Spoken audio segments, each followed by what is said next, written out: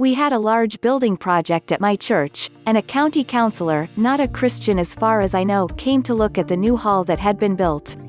He sat talking and we talked about the rest of the project, the most urgent of which was to build an atrium that would link all the buildings together and in particular, give a safe enclosed space for the children to move from one area to another, as it was at that time, anyone could have come in and caused a real problem.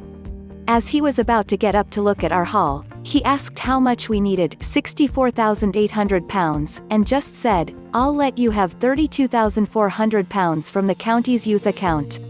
Later on, we wanted to revamp our toilets and include showers as well, and I applied to the county council and our local district council for funding. We needed £37,500 or thereabouts, and said that if we could get the toilets sorted out, we would be able to supply a hot breakfast once a week to the homeless and deprived in the town.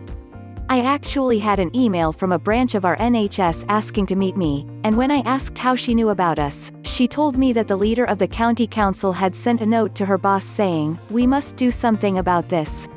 After that, we did nothing and just waited. After a few weeks, I was asked by the NHS to commit to supplying breakfasts for 12 people a week for the next year, and we ended up with £10,000 from the NHS, the same again from the county and the balance from our district council. We already had some money from other sources towards this, and the entire cost of £50,000 was met by the grants and didn't cost the church a penny. We more than kept to our commitment, having between 55 to 65 to the breakfast each week and providing free space for specialist teams, such as drug dependency, benefits and housing advice, and free computer training. But these were official bodies who were willing to take religious people seriously. We are not all charlatans. I've never been able to take them seriously, but some I can take genuinely. The vast majority of them practice such high levels of cognitive dissonance that every fundamental action is altered to its core. I have no doubt that I practice similar cognitive dissonance in other areas of my life. This is such a cheesy quote from a song, but the hardest part of holding on is letting go. As incredibly badass as it sounds, it is an unfortunate truth that undying devotion is not a virtue. This is some tricky shit. I am attacking the culture of what your father always told you about never giving up. That fucked with me for a long time, but we must always be malleable as human beings. But it is when you reach this level that the most pain is present. When you realize that the men who you fervently believe are committing actions that are detrimental to society approach the topics with the same passion as you do. That's some dark shit, because intentions are no longer the culprit. How goddamn easy is it to demonize another human being? You then see that ideas such as morality are a scapegoat. This picture we are painting as human beings is intentionally smudged, and we dare to call it art. If they live what they profess, even when it costs them personally. Also, do you see benefits in their religion?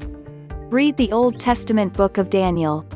In it, you will read of 4 Hebrew young people who were willing to live their religion even though it could cost them. First, they asked to eat a plain diet even though everyone else was gorging on fancy foods. The result was that they were healthier, and better prepared for the testing they endured. Second, 3 of them refused to worship anything other than Jehovah. The king threw them in a fire so hot that the guys who threw them in were burned up by it. They were willing to die for their religion. They came out of the furnace, not even smelling like smoke. Third, Daniel knew the king decreed that everyone was to pray to him instead of their God. Daniel refused, and prayed only to Jehovah. He was thrown into a lion's den, and survived the night. The king took them seriously, and genuinely, after he saw their devotion, and the ability of their God to protect them. I am sure you know people who can demonstrate the same. Are you thinking of religious people like former US President Jimmy Carter, or more religious people like Kamala Harris? Or were you thinking of Georges Lemaitre, a Belgian priest who came up with the Big Bang Theory, or perhaps Werner Karl Heisenberg? Or, again, Michael Faraday or James Clerk Maxwell? Or were you more thinking of religious people such as Queen Elizabeth II? I actually generally take most people seriously. The only person I really didn't just step down from his position as the leader of a major nation. But he was extremely irreligious, so I suppose it doesn't apply.